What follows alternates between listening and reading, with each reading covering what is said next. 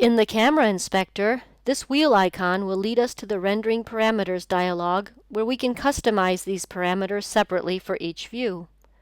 We can use presets separately for the accuracy and lighting, or we can use custom values with the appropriate sliders.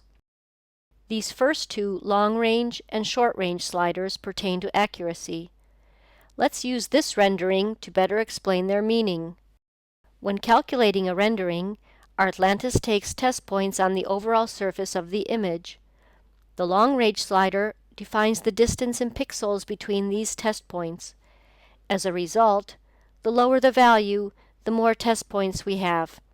Between the test points, the values are extrapolated. The short-range slider also affects the calculation's precision, but only for close surfaces. In these areas, and some of them appear colored for better understanding, Artlantis will refine the quality of the radiosity shadow with the set processing range. The greater the value, the more accurate the shadow calculation in these territories will be. This facade with indirect light is a good example to test the accuracy settings. This first rendering has the normal preset values for the long and short range sliders. By increasing the number of test points and setting a more important processing range for the short range, we get a clearer image in this next rendering. These are the values for the medium preset. If we set the values for high, the image will be even richer in details, and the reliefs will be nicely emerged from the general plan of the facade. Higher accuracy values demand a longer calculation time in Artlantis.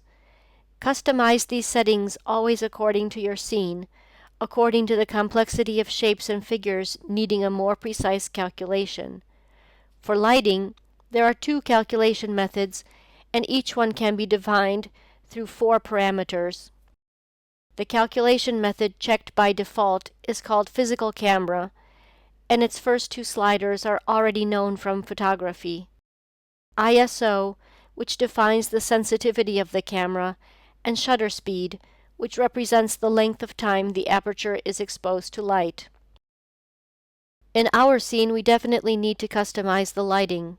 First, we will apply the suggested values for interior lighting and follow the changes of light and shadows on a grayscale image. With this internal setting, the light overwhelms the room and in some parts burns out the scene. It should definitely be reduced by cutting the shutter speed, for example. It's already much better, however. We may need to differentiate the gray tones even more to make the interior more alive. Back to the internal settings to try something else. What if we decrease only the attenuation? The contrast intensifies and the image becomes richer in tones. There are areas with too much contrast, meaning that the set value for attenuation was a bit exaggerated. The final outcome is the combination of these parameters. The shutter speed was lowered, but not as much as in our previous test. The same was lowered in the attenuation.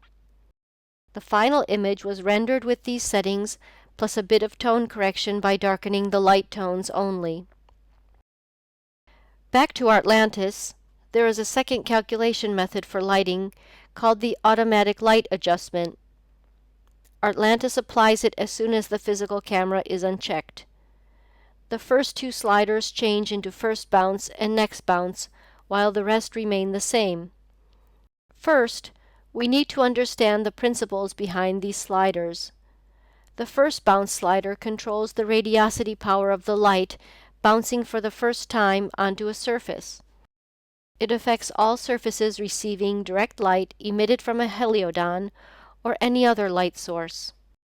The direct light is partially absorbed and partially reflected by surfaces until it completely loses power. The next bounce slider controls the radiosity power of all rebounds after the first one. The attenuation slider controls the absorption of light. A low value increases the contrast of the scene, allowing strong shadows. The fourth slider, color bleeding, controls the transmission of the diffuse color of materials through the reflected light. This rendering was calculated with the interior presets for the automatic light adjustment. To make it brighter, we can increase the power of the direct light, for example. The room becomes much brighter. However, we notice lots of burnouts, and at the same time, the image turns completely black in some areas. Back to interior settings again, we'll increase the next bounces this time. The room turns brighter once again, and as a consequence of the more powerful rebounds, the image becomes flatter with less contrast.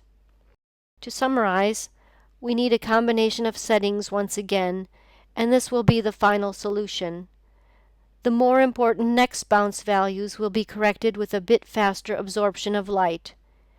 In conclusion, let's compare the two renderings.